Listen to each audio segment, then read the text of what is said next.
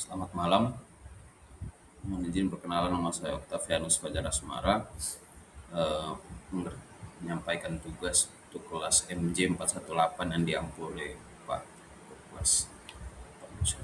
Jadi saya akan membawakan materi mengenai pengupahan insentif. Saya akan menyampaikan mengenai konsep teori dan implementasinya.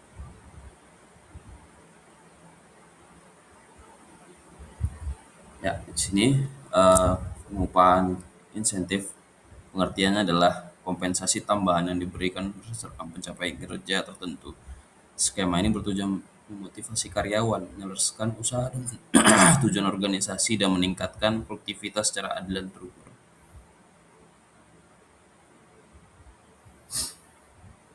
Jadi di sini landasan teori motivasi dan insentif. Menurut Maslow, insentif memenuhi kebutuhan berjenjang dari kebutuhan dasar hingga aktualisasi diri. Menurut Fromm, motivasi dipengaruhi harapan bahwa usaha menghasilkan kinerja dan imbalan yang bernilai. Menurut Adams, karyawan membandingkan rasio kontribusi dan imbalan untuk menilai keadilan. Sini kita masuk ke jenis-jenis insentif, itu ada insentif individu, kelompok, dan organisasi. Masuk ke insentif individu, piece rate, pekerja menerima bayaran berdasarkan jumlah unit atau hasil yang diselesaikan, cocok untuk pekerjaan yang output yang mudah diukur. Contohnya komisi penjualan. Imbalan dihitung sebagai presentasi dari nilai penjualan. Skema ini mendorong pencapaian target dan peningkatan pendapatan. Insentif kelompok, gain sharing, profit sharing, dan tim bonus.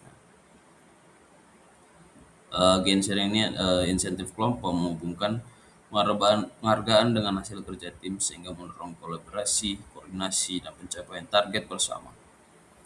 Kalau profit sharing, gain sharing membagikan sebagian penghematan biaya atau peningkatan produktivitas pada anggota kelompok berdasarkan kinerja operasional. Tim bonus memberikan bonus kepada tim ketika target kualitas, waktu, produktivitas, atau layanan tercapai secara bersama. Di sini masuk ke manfaat pengupahan insentif, produktivitas, loyalitas, dan kepuasan kerja. Insentif yang terancang secara adil dan transparan dapat mendorong produktivitas, memperkuat loyalitas karyawan, serta meningkatkan kerja melalui penghargaan atas kontribusi pencapaian.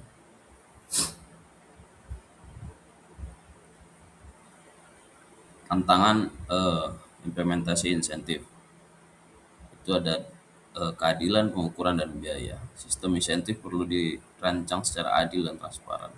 Tantangan utama meliputi penentuan indikator kinerja yang objektif, pencegahan bias dalam penilaian, serta pengendalian biaya administrasi. Jika target terlalu menekan, kualitas kerja dapat menurun.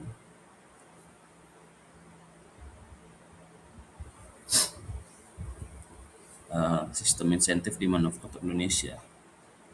Menurut Shimamura pada 2018, sistem insentif pada perusahaan manufaktur dapat meningkatkan motivasi dan produktivitas apabila indikator kinerja, target, serta penghargaan ditetapkan secara jelas dan adil.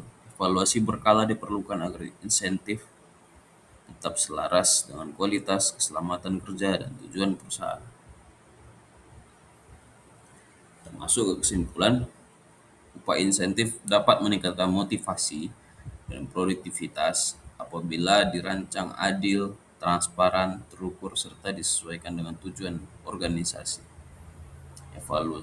Evaluasi berkala dan perlindungan kesejahteraan pekerja tetap diperlukan agar insentif tidak mendorong perilaku berisiko atau mengurangi kualitas kerja. Jadi dari situ juga gambarannya jangan sampai eh, pekerja atau pegawai terlalu mengejar insentif tapi malah menjadi dampak buruk kepada perusahaan atau organisasi. Jadi bagaimana caranya tetap menghubungkan semangat karyawan untuk tetap ada di ambang batas aman. Saya rasa demikian yang bisa sampaikan. Jika ada kesalahan, saya mohon maaf. Terima kasih.